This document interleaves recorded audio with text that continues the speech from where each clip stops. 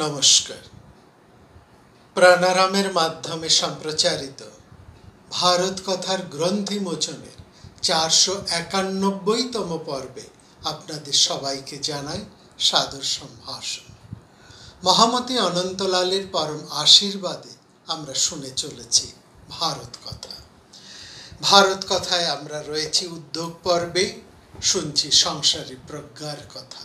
এই বিষয়ে আলোচনা প্রসঙ্গে আমরা এসেছি মহালয়ার পর্বে। সেই আলোচনার পরিপ্রেক্ষিতে আমরা দেবীপক্ষ এবং পিতৃপক্ষ এই দুটি শব্দের সাথে পরিচিত হয়েছি। আমরা বলেছি এই মহালয়া হচ্ছে পিতৃপক্ষের শেষ এবং দেবীপক্ষের সূচনা। এই দেবীপক্ষ এবং পিতৃপক্ষ এই দুটি শব্দের এক সুগভীর এবং ব্যাপ্ত তাৎপর্য রয়েছে, সুদূর প্রসারী এক তাৎপর্য রয়েছে। কি সেই তাৎপর্য? একে কেবলমাত্র আমাদের মহাদেবীর সংক্রান্ত, চণ্ডী সংক্রান্ত বা এই মহাপূজা সংক্রান্ত তা কিন্তু নয়। এই দেবীপক্ষ এবং পিতৃপক্ষের যে তাৎপর্য, এই একই তাৎপর্য আমরা কিন্তু আমাদের সমস্ত পুরাণ এবং বিভিন্ন শাস্ত্রের মধ্যেও চমৎকারভাবে পাই, বিশেষ করে রামায়ণ এবং মহাভারতে। দেখুন, চণ্ডীতে জিজ্ঞেস করছেন সুরত, জিজ্ঞেস করছেন মহর্ষি মেধসকে, জিজ্ঞেস করছেন ভগবান কাহি সা দেবী মহামায়িতি ইয়ং ভবান ব্রভেতি কথম উৎপন্না সকর্মশ্চ কিংদিচ। এই মহাদেবী কে তিনি জানতে আগ্রহী হচ্ছেন মহারাজ সুরত। এখানে একটু আমরা আলোচনা করে নিই। সুরত শব্দের অর্থ হচ্ছে যার সুন্দর দেহ আছে। এইখানে এই সুরত শব্দের আসল তাৎপর্য হচ্ছে সেই সমস্ত মানুষদের কথা বলা হচ্ছে যারা আত্মসুখে নিমজ্জিত, অর্থাৎ যারা দেহ সুখ,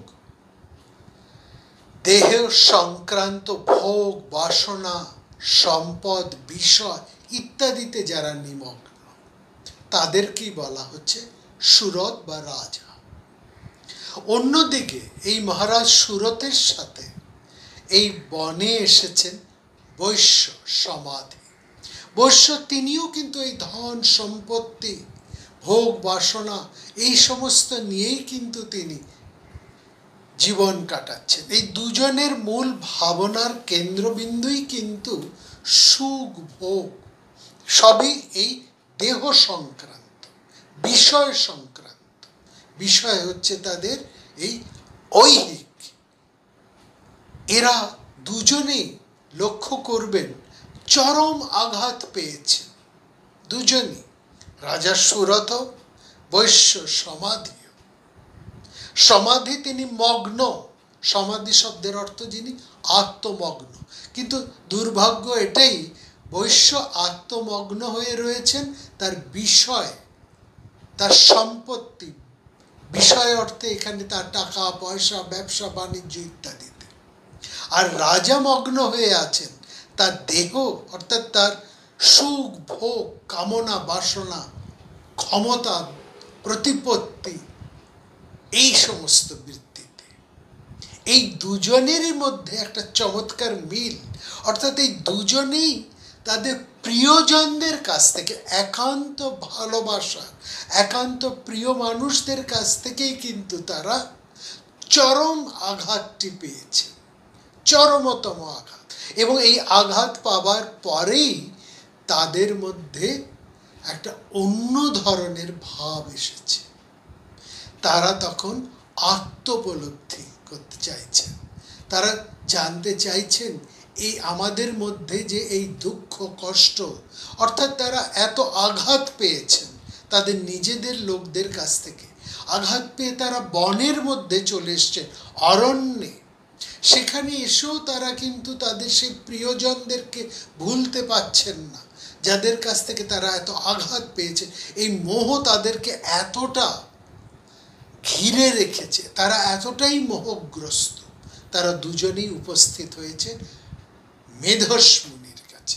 মেধস শব্দের অর্থ হচ্ছে সেই ধী, যে বুদ্ধিবৃত্তির কথা আমরা বলছি। এখানে আবার এই অরণ্যের কথা বলা হচ্ছে। অরণ্যের মধ্যেই আমাদের ভারতবর্ষের সাধন রহস্য লুকিয়ে আছে। এই জন্যে বারবার ভারতবর্ষের এই অরণ্যে যাওয়ার কথা বা অরণ্যে আসার কথা বলেন। যখন রামচন্দ্র তিনিও অরণ্যে এসেছেন, পাণ্ডবেরও বারবার অরণ্যচারী। এই অরণ্যে যারা আসছেন তারা দুটি অন্বেষণে আসেন। আবার এই যে এখন এই অন্বেষণ শব্দটা বলছি তার সাথে মৃগয়া শব্দটি যুক্ত হয়ে আছে। মৃগ ধাতু নিষ্পন্ন শব্দ হচ্ছে মৃগয়া। মৃগ ধাতুর অর্থ হচ্ছে অন্বেষণ। এই অরণ্যের মধ্যে অন্বেষণে আসে। তা কেউ আসছেন এই বনের মধ্যে, এই অরণ্যের মধ্যে অন্বেষণ করতে। কিসের অন্বেষণ করতে? সুখ, ভোগ ইত্যাদির অন্বেষণ করতে। বিষয় বাসনা কামনার তাদের অন্বেষণে তারা এই অরণ্যে আসছেন মৃগয়াতে। তারা তাদের অন্তরের আনন্দ, দৈহিক সুখ, ভোগ বিলাস, ক্ষমতার প্রয়োগ এইসবের জন্য তারা মৃগয়া করতে আসছেন। আবার অন্যদিকে এই অরণ্যেই এই অন্বেষণ করতে আসেন তাদের বিষয় কিন্তু সম্পূর্ণ আলাদা। সেখানে দৈহিক সুখ ইত্যাদি নয়, সেখানে তারা আসছেন আত্মোপলব্ধির জন্য, আত্ম অনুসন্ধানের জন্য, সেই পরমকে জানার জন্য। দুটো কিন্তু সম্পূর্ণ আলাদা, কিন্তু আসছেন এই অরণ্যতে। আবার এখানে দেখুন এই অরণ্যে আসছেন তারা কিসে চেপে? ঘোড়ায় চেপে। ঘোড়া বা অশ্বের আরেকটি নাম হচ্ছে হয়। হয় শব্দের অর্থ হচ্ছে ইন্দ্রিয়। একেবারে কঠোপনিষদে বলছেন ইন্দ্রিয়ানানি হায়ানা। ইন্দ্রিয় সমস্তকে বলা হচ্ছে অশ্ব বা হয়।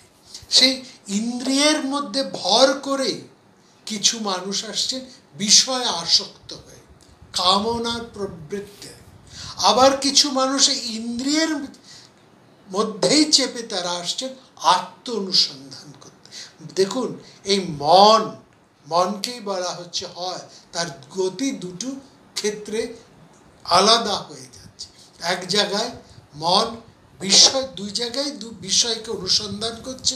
এক জায়গায় সে তার বিষয় হচ্ছে কামনা বাসনা, আরেক দিকে এই হয় বা মনের বিষয় হচ্ছে আত্ম অনুসন্ধান। কি চমৎকার তাৎপর্যের মধ্যে দিয়ে এই রূপকার্থে এই অরণ্য, হয় এবং এই মৃগয়া শব্দের ব্যঞ্জনা এখানে ফুটিয়ে তুলেছেন আমাদের শাস্ত্রকারেরা। এখানে তারা আসছেন এবং এখানে এই বিষয় থেকে আঘাত পেয়ে সুরত এবং সমাধি দুজনে এসে উপস্থিত হয়েছে সেই মেধসের আশ্রমে। মেধস মানে সেই ধীর শক্তির কাছে।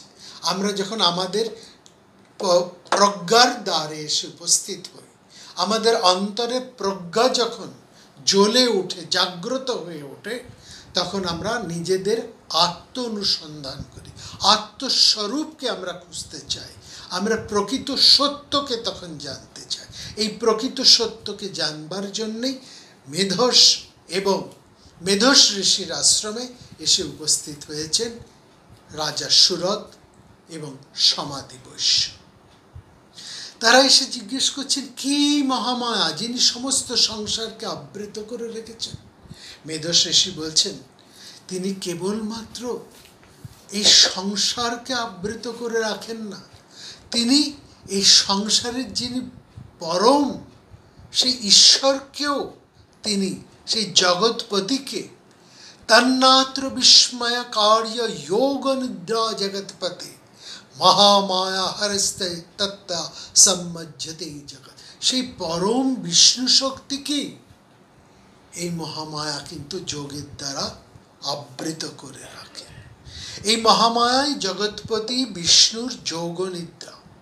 এই শক্তি জগতের সমস্ত জীবকে মোহচ্ছন্ন করে ঘুমন্ত অবস্থায় যেন ঘুম পাড়িয়ে রেখেছে। বলছেন বিবেকীদের কি, বিবেক যারা বিবেকী অবিবেচক যারা, তারা তো মোহগ্রস্ত হয়ে চলেছেন। বিবেকী মানুষেরাও এই জগৎপতির মতনই এই মহামায়ার দ্বারা যোগনিদ্রায় আচ্ছন্ন হয়ে থাকে। শুধু বিবেকী পুরুষই বা কেন, স্বয়ং জগৎপতিকেও এই মহামায়া আচ্ছন্ন করে রাখেন। অর্থাৎ এই মহামায়া এই সমগ্র চরাচর জগৎকে সৃষ্টি করেন। তিনি প্রসন্ন হলে মানুষের মুক্তির দ্বারটি তিনি খুলে দেন। সেই সা প্রসন্না বরদা নৃণাং ভবতি মুক্তয়ে।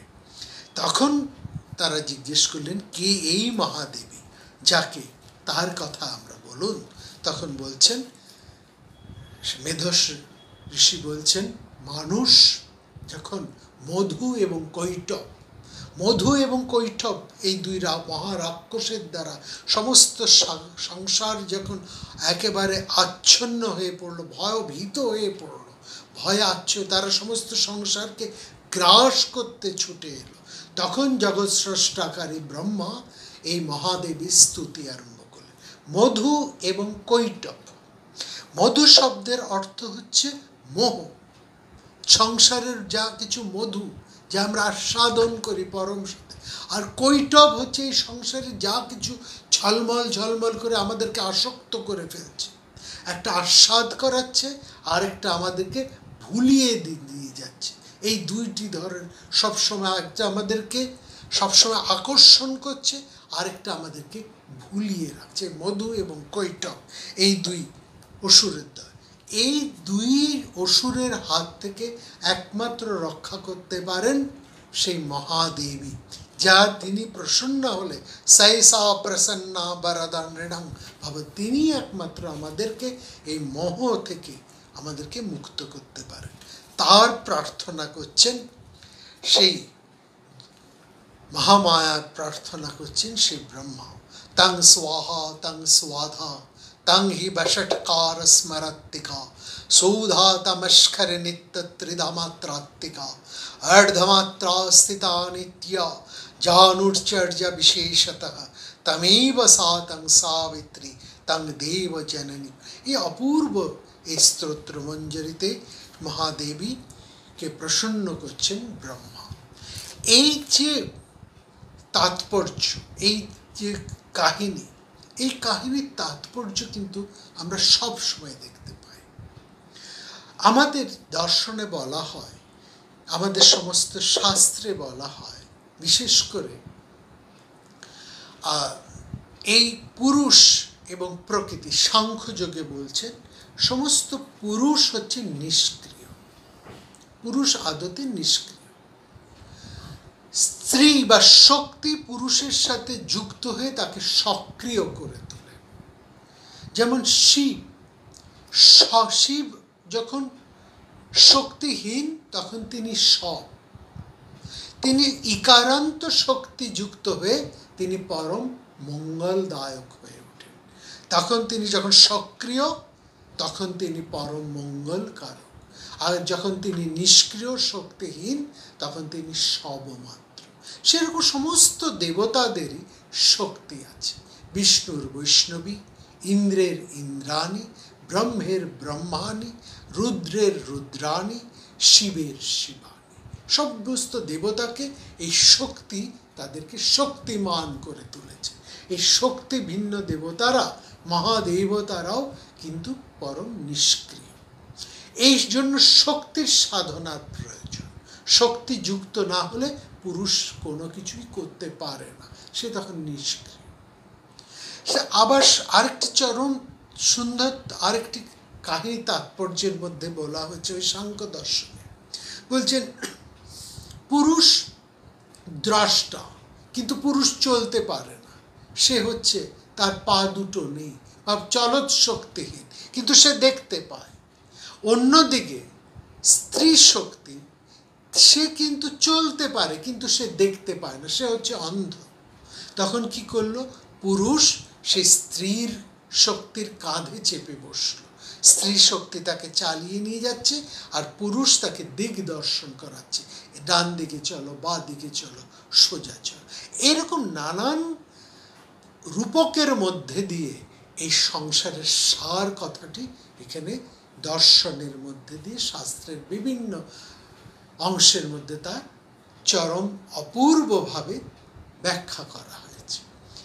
পুরাণের মধ্যেও দেখুন, রামায়ণের কথায় আসি, তারপরে আমরা মহাভারতে আসব। রামায়ণের মধ্যে দেখুন শ্রীরামচন্দ্র, তিনি পুরুষ, আর তার শক্তি হচ্ছেন জানকী বা সীতা দেবী। রাবণ যতক্ষণ রামের সাথে যুদ্ধ করছে ততক্ষণ কোনো ব্যাপার নেই, অর্থাৎ রামের সাথে যখন তার দ্বৈরথ চলছে তখন পর্যন্ত কোনো ঘটনা ঘটছে না। যে মুহূর্তে রাবণ সীতা হরণ করলেন, অর্থাৎ রামের শক্তিকে তিনি যখন অসম্মান করলেন, হরণ করলেন, তখনই কিন্তু রাম জ্বলে উঠে রাবণকে ধ্বংস করলেন। অর্থাৎ পুরুষের সাথে এই সীতা, রামের সাথে সীতা যুক্ত হলে তখন রাবণের মতন অসুর সেখানে বধ হল। অর্থাৎ এই সীতা যেন রামকে জাগিয়ে তুললেন রাবণকে বধের জন্য। রাবণকে বধের জন্য এই মহাদেবীর আবির্ভাব, সেটাও কিন্তু আমরা এই আমাদের এই দুর্গা পূজার মধ্যে বলি, রাবণের বধের নিমিত্ত স্বয়ং মহাদেবী মহাশক্তি শ্রীরামচন্দ্রের মধ্যে আবির্ভূত হয়ে তিনি রাবণ বিনাশের জন্য রাবণ বিনাশার্থে মহাদেবীকে জাগ্রত করা হচ্ছে। এই মহাদেবীকে জাগ্রত করার জন্য এই মহালয়ার মধ্যে দেবীর বোধনের কথা হচ্ছে। আমরা বোধনের কথায় আসবো পরে। ঠিক একই রকমভাবে মহাভারতের মধ্যেও আমরা দেখছি সে একই জিনিস। যতক্ষণ পর্যন্ত কৌরবেরা, এই অসুর কৌরবদের বংশলতাকার আমরা দেখেছি সৃষ্টি পর্বে, মহাভারতের সৃষ্টি সেই পর্বের মধ্যে, যে সমস্ত কৌরবেরা অসুর দৈত্য দানবের অংশে জন্ম, আর পাণ্ডবেরা দেবতাদের অংশে জাত। তো এই দানব অসুর স্বরূপ কৌরবেরা যতক্ষণ পর্যন্ত পাণ্ডবদের সাথে অন্যায় আচরণ করেছেন, পাণ্ডবেরা পালিয়ে পালিয়ে বেরিয়েছে। তা ভীমকে বিষ দিয়েছে, এদেরকে পুড়িয়ে মারার চেষ্টা করেছে। তখন পাণ্ডবেরা দেখুন পালিয়ে বেড়াচ্ছে, তারা কিন্তু উল্টে কৌরবদেরকে মারার চেষ্টা করছে না, প্রতিবাদ করে রুখে দাঁড়াচ্ছে না। তখন তারা অনাথ, আমরা বারবার বলছি পাণ্ডবেরা অনাথ, সহায়হীন, আশ্রয়হীন।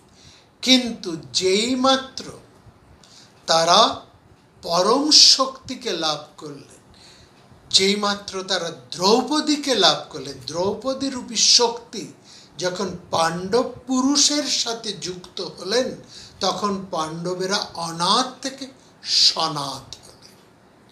এই যে তাৎপর্যটা, এখানে পুরুষ রূপী পাণ্ডবেরা শক্তিরূপী দ্রৌপদীর সাথে যুক্ত হয়ে তারা সনাথ হলেন। এবং তারপরেই দেখছি আমরা তারা কৌরবদের বিরুদ্ধে যুদ্ধের জন্য উঠে পড়ে লেগেছে। তখন তাদের ভাষা পাল্টেছে এবং বারবার আমরা দেখছি দ্রৌপদী সেই শক্তি, সেই নিষ্ক্রিয় পুরুষ যুধিষ্ঠিরকে নানাভাবে যুদ্ধের জন্য উত্তেজিত করে চলেছে। তর্জন গর্জন ভৎসনার মধ্যে দিয়ে সমগ্র বনপর্বের মধ্যে আমরা দেখছি দ্রৌপদী বারবার যুধিষ্ঠিরকে তর্জন গর্জন ভৎসনা করছে, তাকে চেতিয়ে তুলছে, জাগ্রত করে তুলছে। কুন্তিকেও আমরা সেই একই ভূমিকায় দেখছি, শক্তিময়ী কুন্তি, যেখানে কুন্তিও তিনি যুধিষ্ঠিরের উদ্দেশ্যে সেই বিদুলার কথা বলছে, যার ফলে কুন্তিকে বিদুলা কুন্তি বলা হচ্ছে। যুধিষ্ঠিরকেও তিনি জাগিয়ে তুলছেন, ওঠো জাগো, যুদ্ধ করো। যে যুদ্ধে করার জন্য পাণ্ডবদেরকে চেতিয়ে তুলছেন অগ্নিস্বরূপা দ্রৌপদী। দ্রৌপদীকে বলা হচ্ছেন অগ্নিজাতা, অগ্নিস্বরূপা। তিনি পাণ্ডবদেরকে জাগিয়ে তুলছে, শক্তিযুক্ত হচ্ছে পাণ্ডব। এটাই হচ্ছে দেবী পক্ষ এবং পিতৃপক্ষের আসল তাৎপর্য। অর্থাৎ মানুষকে বলছেন এই মহানিশায় থেকে তোমরা জাগো। মহানিশা হচ্ছে মোহ অন্ধকার, মোহ আবর্তে তোমরা আর ঘুমিয়ে থেকো না, তোমরা জাগো, উত্তিষ্ঠিত, জাগ্রত, প্রাপ্য বরান নিবোধত, জেগে ওঠো। এই যে এটাকে বলা হচ্ছে দেবী পক্ষ। সমস্ত দেবতারা 6 মাস ঘুমন আর 6 মাস জেগে থাকেন। তো দেবতাদেরকে অকালে জাগ্রত করা হচ্ছে, এই জন্য এই পূজাকে বলা হয় অকাল বোধন। দেবীকে অকালে বোধন করা হচ্ছে, জাগিয়ে তোলা হচ্ছে। এইটি হচ্ছে পিতৃপক্ষ। অর্থাৎ যখন নিষ্ক্রিয় পুরুষকে শক্তির সাথে সংযুক্ত করে তাকে শক্তিমান করে তোলা হচ্ছে। পাণ্ডবেরাও একইভাবে দ্রৌপদীর সাথে যুক্ত হয়ে তারা অনাথ থেকে সনাথ হলেন, শক্তিহীন থেকে তারা শক্তিমান হয়ে উঠলেন। আবার সেই বনের মধ্যেই দেখুন, এর আগেও পাণ্ডবেরা বনে ছিলেন, বনের মধ্যে তারা পালিয়ে পালিয়ে বেড়াচ্ছেন জননীকে নিয়ে। তারা এক বন থেকে আরেক বনে, বা কৌরবদের চোখ এড়িয়ে এড়িয়ে দুর্যোধনের ভয়ে তারা এক বন থেকে আরেক বনে পালাচ্ছেন। আর পরে যে 13 বছরের জন্য তারা বনে গেলেন, তখন তারা কিন্তু ভীত নন। সেই বনেই তারা এসেছেন। প্রথম বনে তারা গেছেন শক্তি সংগ্রহের জন্য, আর এই দ্বিতীয়বার তারা কিন্তু এই বনে এসে তারা শক্তিমান। আগের বার বনে তারা শক্তিহীন, তারা ভয়ভীত, তারা পালিয়ে বেড়াচ্ছেন এক জায়গা থেকে আরেক জায়গায়, এক জায়গায় ক্ষুধায় তৃষ্ণায় কাতর হয়ে হয়ে তারা ছুটে বেড়াচ্ছেন। কত দুর্যোগ, কত দুর্ভিক্ষের মধ্যে দিয়ে পাণ্ডবেরা চলেছে। আর এই 13 বছরের মধ্যে পাণ্ডবেরা দেখুন ধীর স্থির, একেবারে তারা একটার পর একটা শক্তি তারা লাভ করছে, দেবতাদের আশীর্বাদ লাভ করছেন, শিবের পাশুপাত অস্ত্র লাভ করছেন, অন্যান্য দেবতাদের শক্তি লাভ করছে। তার সব কিছুর মূলেই হচ্ছে সেই শক্তি সংযোগ, সেই অগ্নিজাতা দ্রৌপদীর সংযুক্ত। এইটি হচ্ছে আমাদের সমস্ত জীবনের দেবী পক্ষের জাগরণ। অর্থাৎ মানুষকে সশক্তিমান হয়ে মানুষ জাগে, মানুষ জেগে ওঠে যখন মানুষ শক্তিমান হয়।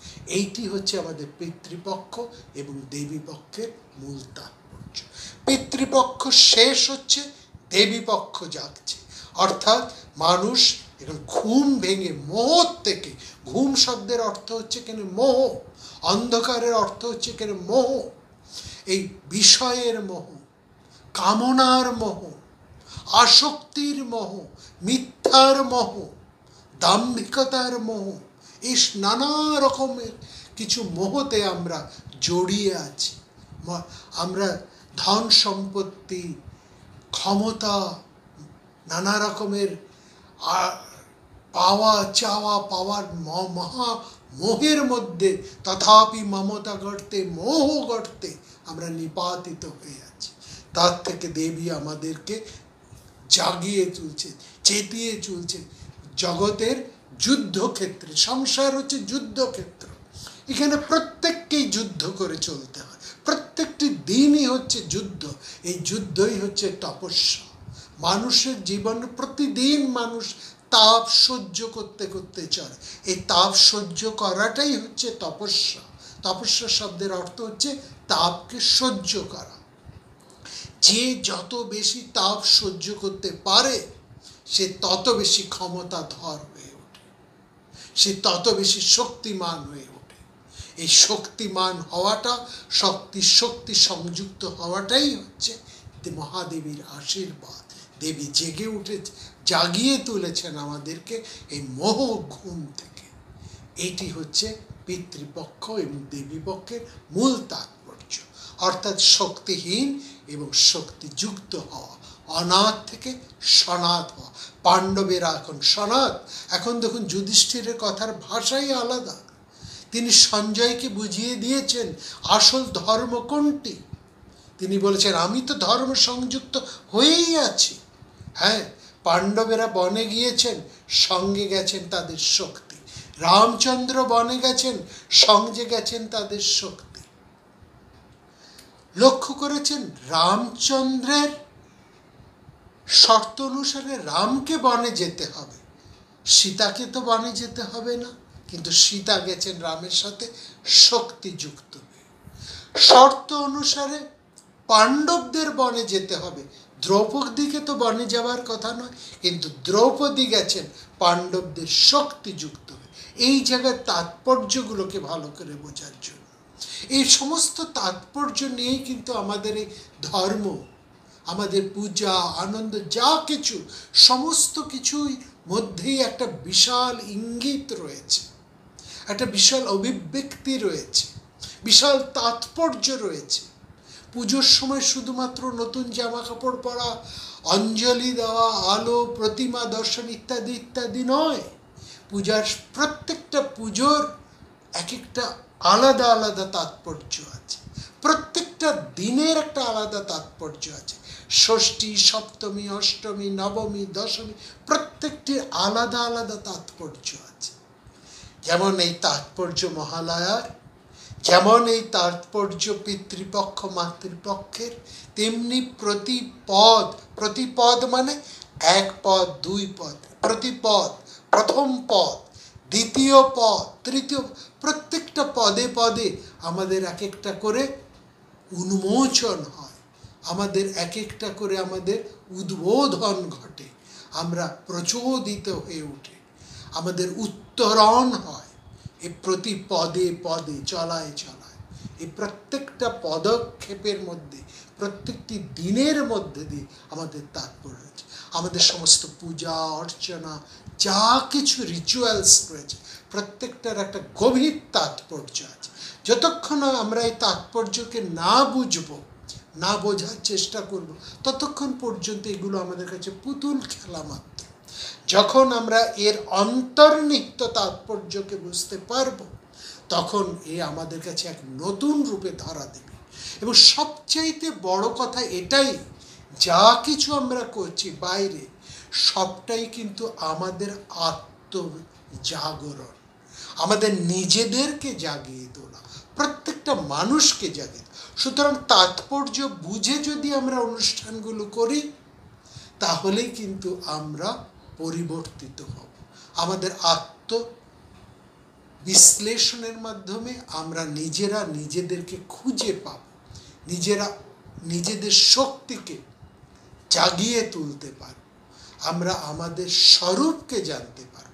আর প্রকৃত তাৎপর্যকে না জেনে যদি গড্ডালিকা স্রোতে গা ভাসিয়ে দিই, পুজো মানেই জামা কাপড়, খাওয়া দাওয়া, ঘোরাফেরা, এই আনন্দ, অর্থাৎ সেই ভোগ, সেই মোহের মধ্যে আরও নিমজ্জিত হয়ে যাওয়া, তাহলে প্রত্যেক বছরের মতন পুজো আসবে যাবে, আমরা যেখানেই ছিলাম সেখানেই পড়ে যাব, উপর দিয়ে ঢেউ আসবে চলে যাবে, আমরা সেই মহাসাগরের সেই অমৃত বাড়ির সন্ধান, সেই অমৃতের সন্ধান আমরা কিন্তু পাব না। সুতরাং এই তাৎপর্যগুলোকে খুব বিশেষ করে লক্ষ্য করতে হবে। দেবী পুজোর দিনে দেখবেন সপ্তমীর দিনে একটি আলাদা পুজো হয়, অষ্টমীর দিনে আলাদা পুজো হয়, নবমীর দিন কোথাও দেবীর মহাপুজো হচ্ছে, কোথাও দেবীর অস্ত্রগুলোর পুজো হচ্ছে, কোথাও দেবীর বাহনের পুজো হচ্ছে, কোথাও দেবীর সাথে অন্যান্য দেবতারা আসছে তাদের পুজো হচ্ছে, কোথাও মহাসন্ধির ঘটনা ঘটছে। এই প্রত্যেকটার একটা গুরুত্বপূর্ণ তাৎপর্য রয়েছে, এবং সমস্ত তাৎপর্যের সাথে আমাদের সমস্ত পুরাণের যোগ রয়েছে। এটা নয় যে আমি দ্বৈতবাদী বলে অদ্বৈতের সাথে আমার বিরোধ, আমি অদ্বৈত বলে আমার বিশিষ্ট দ্বৈতের সাথে আমার বিরোধ, তা নয়। সমস্ত পথ এক পথে গিয়ে মিলে গেছে, সমস্ত দর্শন এক জায়গায় মিলেছে। একটি শাস্ত্র দিয়ে আমি সমস্ত শাস্ত্রকে আমরা মেলাতে পারি, গীতাকে দিয়ে আমরা বাদ বাকি সমস্ত শাস্ত্রকে মিলিয়ে দিতে পারি, মহাভারত দিয়েও তেমনি সমস্ত শাস্ত্রকে আমরা মেলাতে পারি, রামায়ণ দিয়েও তাই, চণ্ডী দিয়েও তাই। আর সবচেয়ে বড় কথা লক্ষ্য করবেন, আমাদের সমস্ত বড় বড় শাস্ত্রগুলোই শুরু হচ্ছে বিষাদ যুগ থেকে। গীতা যেমন বিষাদ যুগ থেকে আরম্ভ, চণ্ডীও সেই বিষাদ যুগ থেকেই আরম্ভ। এই বিষাদের মধ্যে যখন মানুষ পড়ে, যখন আমরা আঘাত পাই, তখনই আমাদের সেই পরম সত্যকে জানার আগ্রহ জাগে, তখনই আমাদের আত্ম অনুসন্ধান জাগে। যেমন আত্ম অনুসন্ধানে প্রবৃত্তি জেগেছে এই বৈশ্য সমাধি এবং রাজা সুরতে। যেমন আত্ম অনুসন্ধানের পর্ব এসেছে এই পাণ্ডবদের মধ্যে, এই বনের মধ্যে তারা নিজেদের শক্তিকে তারা খুঁজে পেয়েছে। তারা যদি ইন্দ্রপ্রস্থের সুখের মধ্যেই নিমজ্জিত থাকতেন, তাদেরকে যদি এই পাশা খেলার অন্যায়ভাবে তাদেরকে বনে পাঠিয়ে না দেওয়া হতো, তাদের যদি সম্পদ হরণ না করা হতো, দেখুন তাদের প্রিয়জনেরাই, তাদের জ্ঞাতিজনেরাই, তাদের পাণ্ডবদের পরম প্রিয় সেই তাদের জ্যেষ্ঠতা ধৃতরাষ্ট্রই তাদের সর্বস্ব হরণ করেছে। ধৃতরাষ্ট্রকে কত সম্মান করতেন যুধিষ্ঠির, কত ভালোবাসতেন তিনিই তাদেরকে চরম আঘাতটা দিয়েছে।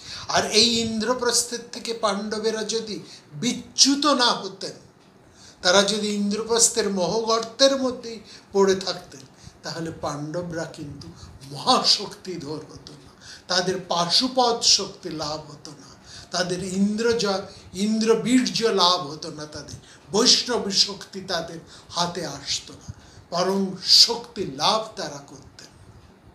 সুতরাং এই আঘাতের যেমন একটা প্রয়োজন আছে, এবং এই আঘাতের মধ্যে দিয়ে মানুষের চেতন শক্তিকে জাগিয়ে দিচ্ছে। এইটি হচ্ছে প্রত্যেকটি আমাদের ঘটনার মূল তাৎপর্য। এই জায়গাগুলোকে আমাদের সবিশেষভাবে বুঝতে হবে। এইভাবেই আমরা আগামী দিনে একটি একটি করে রহস্য বা কিলককে উন্মোচন করব আমাদের শাস্ত্রের গ্রন্থি মোচন। ভালো থাকবে।